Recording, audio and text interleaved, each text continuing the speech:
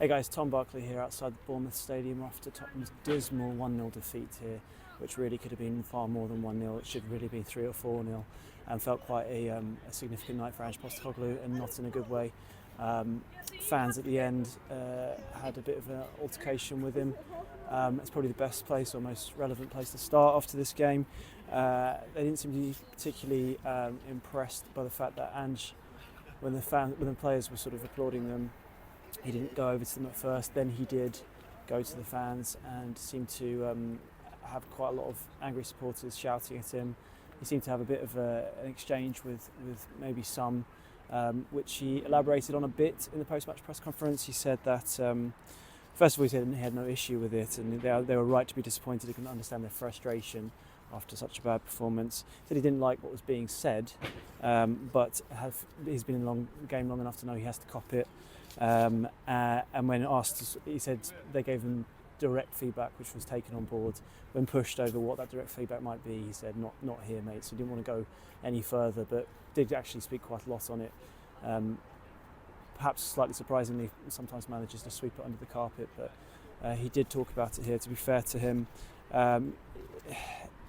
But, that felt significant because, there's one thing having fans online who don't ever go to games, don't pay any of their money, get frustrated, or even home fans sometimes get frustrated with the team, and sometimes you're not sure whether to read too much into it. But when it's the away supporters who go home and away, come to teams like Bournemouth, which is not near Spurs. I mean, it's not the furthest away, but it's on a Thursday night. It's a significant effort to come to a game like this, and for them to be that frustrated and show their frustration and vent that frustration in such a way does feel like quite a significant moment in Postecoglou's tenure and where he is at with the fans. I mean, just remember about a year ago, it was all going so well. I'm loving big Ange instead after games, but it certainly wasn't the case. Hasn't been the case for a while in certain games, and really wasn't tonight. I think fans are just particularly frustrated by the inconsistency. I wasn't at the Crystal Palace game or the Ipswich game. I was at the Brighton game. That second half was terrible, but if it was anything like this, I can totally understand. I mean, don't get me wrong, Bournemouth are a good team. They beat Man City, they beat Arsenal, so it's no sort of shame to lose to them. But it was the manner of the defeat, which was just so poor, really. I mean, like I say, they started okay, but they never really looked much of a threat, and it was more Bournemouth who looked a threat on the counter, and then another set-piece goal. Now, it's only the fourth one actually in 21 games they conceded, but when you bring it in with the whole narrative about set pieces last season, when they did actually concede a lot, and obviously the whole thing was exacerbated by Ange sort of playing down, or seemingly playing down, the significance of set pieces. It just doesn't. It's not a good look, and it was such a poor set piece goal to concede. A pretty routine ball in from Tavernier over the top, which Udogie didn't even get near with a sort of attempted header. And there's Dean Huijsen, only 19, Bournemouth's youngest ever scorer in the Premier League, to head home the easiest goal he'll score. It's just really, really poor. And Ange talked about it afterwards when he talked about having a pretty good start and saying conceding goals like that's just madness. I mean, he said it was not the fact it was a set piece, but they do have problems with these sort of balls coming into the box, and that was the case again. It's a real issue. And like I say, it was 1-0, but it could have been 3 or 4.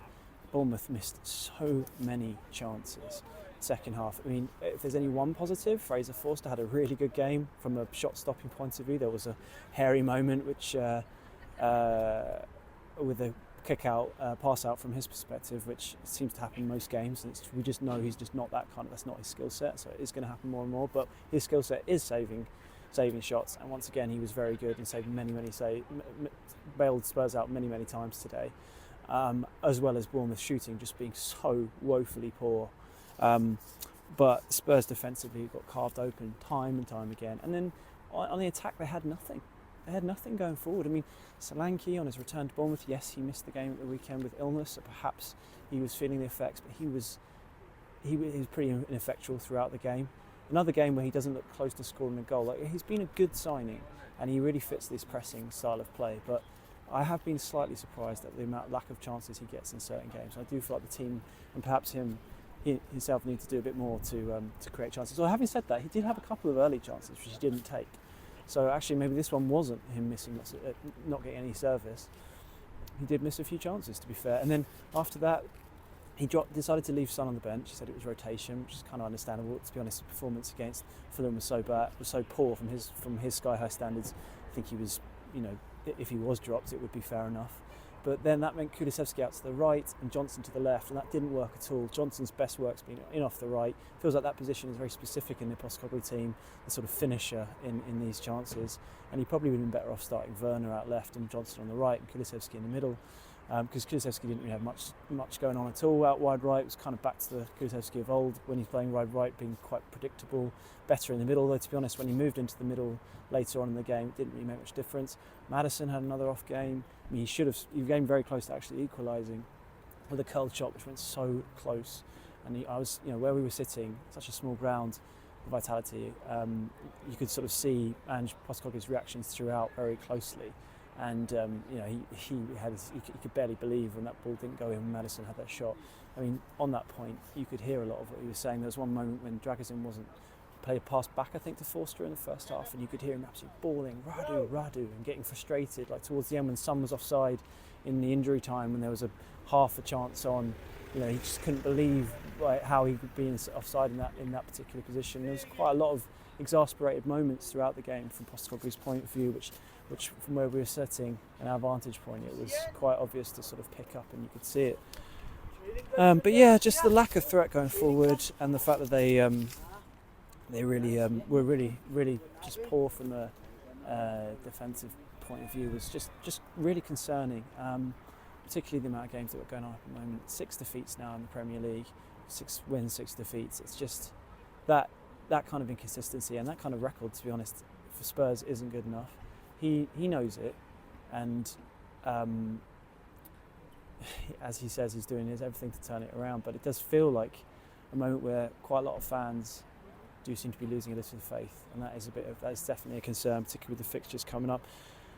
And then another injury to make it even worse. Ben Davies, who stepped in pretty well, to be honest, with Van der Ven and Dragozin being missing, he picks up a hamstring injury.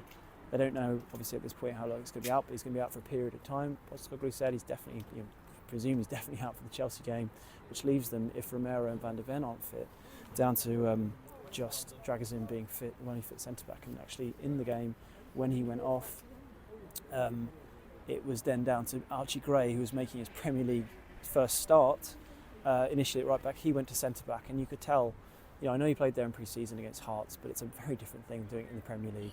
And and that is a real concern if he's the one who's going to be starting against Chelsea at the weekend.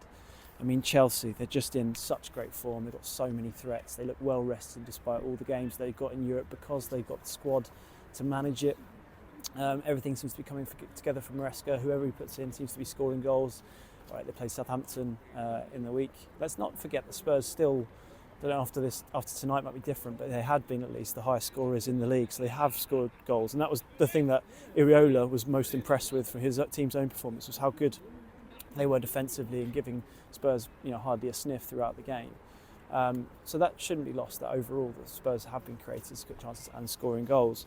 But Chelsea have been doing it at will recently, and that is something that Spurs fans must be fearing the worst when they come to town on Sunday. Postecoglou was asked after the Davis injury whether it might be the case that he might have to go into the transfer market in January to help out that position, and his answer was, "Mate, that won't help me for Chelsea at the weekend."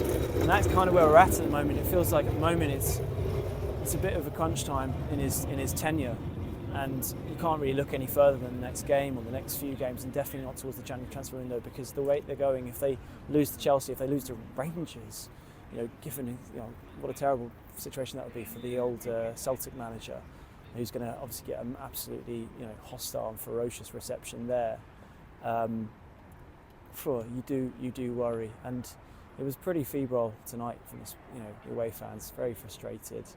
I mean, Ange afterwards in the press conference, he was very quiet. Can be sometimes after games, but you can barely hear him speak sometimes when he was in the press conference here in Bournemouth. Microphone wasn't really working, so he did front up, to be fair. And in his final point was that he is determined to get it right. I asked him at the end, he's always consistently said the fans can feel what they want to feel, but what is his message to the supporters tonight? And he said, look, it's just a really disappointing defeat, but I'm determined to get it right, and I'll keep fighting until we do, which is fair enough. And that's what what he has to say. He's got to show that kind of spirit and fight. But this is the biggest test of his tenure at Tottenham so far. Before they've had games where you expect them to lose and they go and pull off a win like they did against Man City. But this Chelsea team, the way they're playing and the situation, he really, really needs a result at the weekend. And you do worry for them and worry for him if he can't pull it off. So, all in all, a really, really tough night for Ange Postecoglou and his Spurs sides in Bournemouth. That leaves fans frustrated and some fed up. And it's up to him to turn it around if he can from here.